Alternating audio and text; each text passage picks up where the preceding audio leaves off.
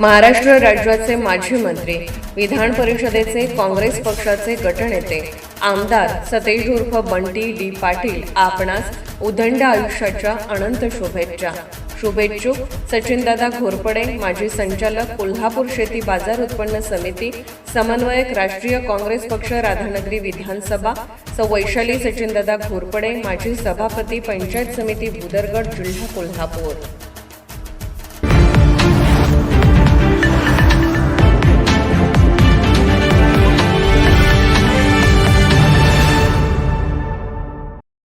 छत्रपती ताराराणींचा हा कोल्हापूर जिल्हा आहे. या जिल्ह्यातील एक आमदार हे या राज्याचे आरोग्य व पालकमंत्री आहेत आणि त्याच जिल्ह्यात स्त्री भ्रूण हत्या होतात. वर्षानुवर्षे या प्रक्रिया चालू असताना कुठेतरी हे कमी पडतात का? यांनी जे काम केले पाहिजे की विधानसभेमध्ये कडक कायदे केले पाहिजेत. हे कायदे न केल्यामुळे असे मोकाट लोक सुटले आहेत. 40 ते 50 लाख रुपये घेऊन दिवसाढवळे आपल्या बहिणीला मारले जात आहे. त्यामुळे बहीण राखी बंधनाला सुद्धा राहणार नाही.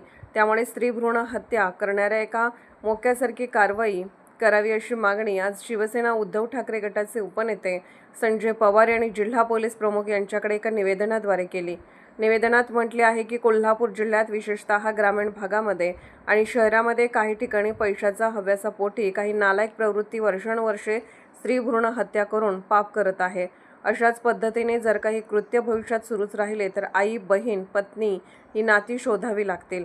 एकीकडे शासन बेटी बचाव बेटी पढाव ही घोषणा देत असतानाच या स्त्री भ्रूण हत्या करणाऱ्यांवर काही कठोर शिक्षा होण्यासंदर्भात कायदे करण्यात बाकी दुर्लक्ष करीत आहेत.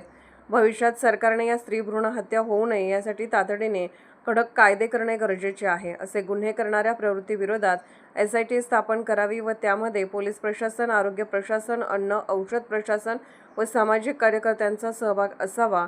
ज्या मशीनद्वारे तपासणी केली जाते त्या स्त्री भ्रूण हत्येसाठी गोळ्या MTP पिल्स वापरल्या जातात. त्याचा तपास मुळापर्यंत जाऊन अशा लोकांवर सुद्धा कडक कारवाई करावी. तसेच गर्भलिंग निदान तपासणारे व तपासून घेणाऱ्यांवर सुद्धा गुन्हे नोंद करावेत. सध्या ज्या व्यक्तीवर कारवाई झाली आहे ती प्रथमतः नसून अनेक वेळा त्यांच्यावर कारवाई झाली आहे. या गर्भलिंग निदान प्रकरणामध्ये सहकार्य करणारे अनेक पुरुष व महिला असल्याने ही नुसती तपासणी नसून अनेक जीवांना वेगवेगळ्या पद्धतीने मारून त्याची विल्हेवाट लावली जाते. हा एक प्रकारचा खूनच आहे. या स्त्री भ्रूण हत्या करणाऱ्या संघटित टोळीस मोका लावल्यास या वाढत्या स्त्री भ्रूण हत्येला आळा बसेल. ग्रामीण भागांमध्ये अनेक वेळा अशा कारवाई झाल्या आहेत, परंतु कोल्हापूर शहरामध्ये बावडा, राजारामपुरी सारख्या ठिकाणी दुर्लक्ष का केले जाते हे सुद्धा तपासणे गरजेचे आहे. भविष्यात अशा होणाऱ्या स्त्री भ्रूण हत्या थांबवण्यास प्रशासन कमी पडल्यास आम्हाला नाईलाजास्तव कायदा हातात घेऊन अशा नीच प्रवृत्तीचा बंदोबस्त करावा लागेल असा इशाराही या निवेदनात देण्यात आला आहे. यावेळी शिवसेना उपनेते संजय पवार, संपर्क प्रमुख विजय देवणे, विशाल देवकुळे, स्मिता सावंत, रीमा देशपांडे, दिनेश परमार, संतोष रेडकर, दिलीप देसाई, गोविंद वाघमारे, राजू सागावकर, सुधीर चिल्ले, तृप्ती विभूते, आशा कदम, शीतली पालव, रोहिणी जाधव, रणजित आयरेकर, सूरज कांबळे आदी पदाधिकारी उपस्थित होते. कोल्हापूरहून दर्पण न्यूजसाठी अनिल पाटील. छत्रपती ताराराणींचा हा कोल्हापूर जिल्हा, ह्या जिल्ह्यातील एक आमदार ह्या राज्याचे आरोग्यमंत्री आहेत, ह्या जिल्ह्याचे पालकमंत्री आहेत आणि त्याच जिल्ह्यात स्त्री भ्रूण हत्या होत आहेत, खून होत आहेत. वर्षानुवर्षे ह्या प्रक्रिया चालू असताना कुठंतरी हे कमी पडतायत का? ह्यांनी जे काम करायला पाहिजे की कायदे कडक करायला पाहिजे विधान भवनामध्ये, ते न केल्यामुळं असे मोकाट लोक सुटले आहेत की 40-40, 50-50 एक केसला घेऊन दिवसा ढवळ्या आपल्या बहिणीला मारतायत, आईला मारतायत, आपल्या बहिणीला मारतायत. भविष्यात जर असंच सुरू राहिलं तर आपल्याला आई म्हणता येणार नाही, कुणाला किंवा ताई म्हणता येणार नाही, किंवा बहीण आपल्याला राखी बांधायला सुद्धा मिळणार नाही अशी परिस्थिती झालेली आहे कोल्हापुरात. जर कोल्हापुरात असं असेल तर महाराष्ट्रात काय असेल परिस्थिती?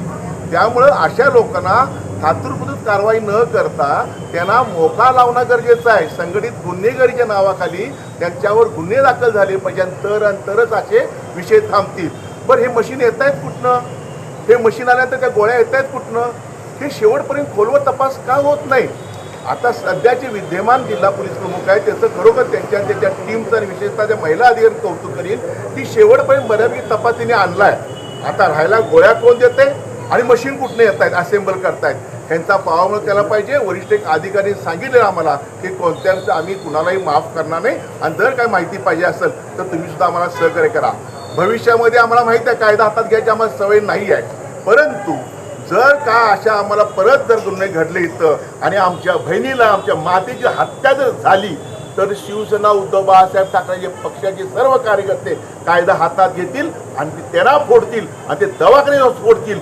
ह्या परिस्थितीमुळे आता आम्ही ही मानसिकता आमची तयार झालेली आहे. कोणत्या परिस्थितीत स्त्री भ्रूण हत्या थांबली पाहिजे.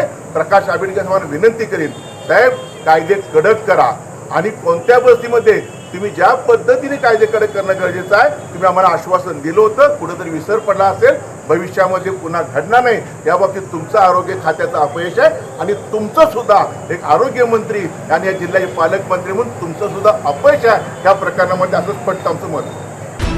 निर्भीड बेधडक बातमीसाठी दर्पण न्यूज चॅनलला लाईक करा, शेअर करा, सबस्क्राईब करा. मुख्य संपादक अभिजित रांजणे, दर्पण न्यूज.